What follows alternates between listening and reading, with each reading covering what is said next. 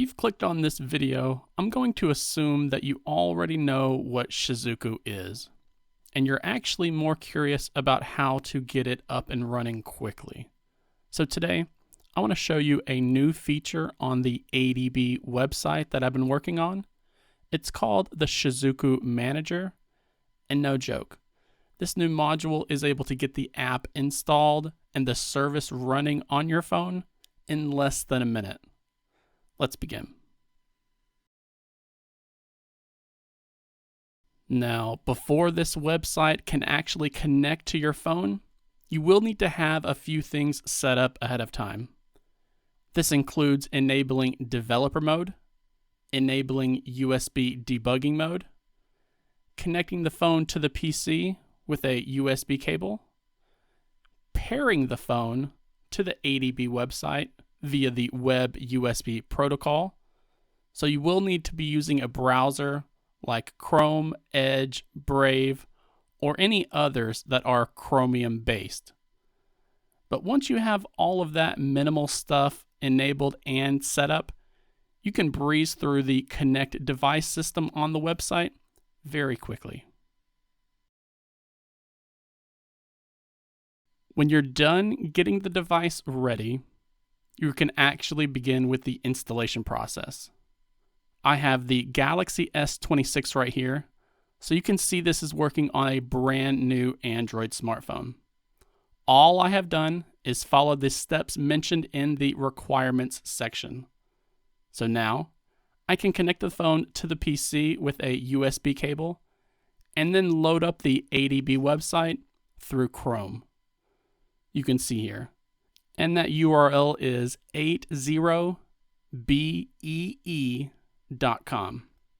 And I'll be sure to have this linked down in the video description below, as well as the pinned comment, so that it's easy for everyone to find. Once you load up that page, we tap into the Shizuku Manager section, and you'll see here, there's a detection card right at the start.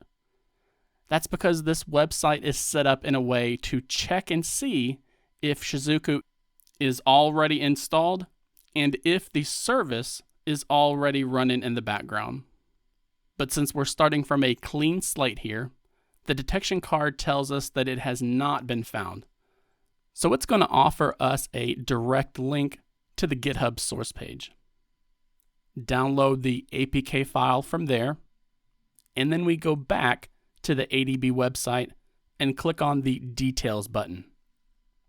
From here, we're going to click on the blue Install APK button, and it will ask you to pick an APK file to be installed. So we're going to select the Shizuku APK file that we downloaded just earlier, and it'll install the application for you. You can try starting the service from here, or you can click on the Close button. Then when you get to this page, we can click on that Start Service button within the second card that you see on this screen, because it's telling us that the service is not currently running. The website will issue some ADB commands to your phone, and that will get the service up and running, while also adding the service to Android's battery optimization whitelist. Basically, everything it's doing, you can see down here in the terminal log below. Additionally, if you're worried about the app or service being killed in the background, then you can enable this battery optimization toggle here. The website will attempt to apply some OEM-specific tweaks to help stop your phone from killing the service in the background, but it's not going to be foolproof.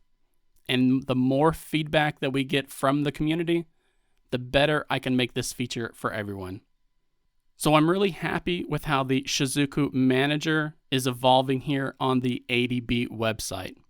Shizuku has really turned into a mod tool that Android needs. And I think that's going to be even more important in the future, with smartphone OEMs continuing to lock down their software.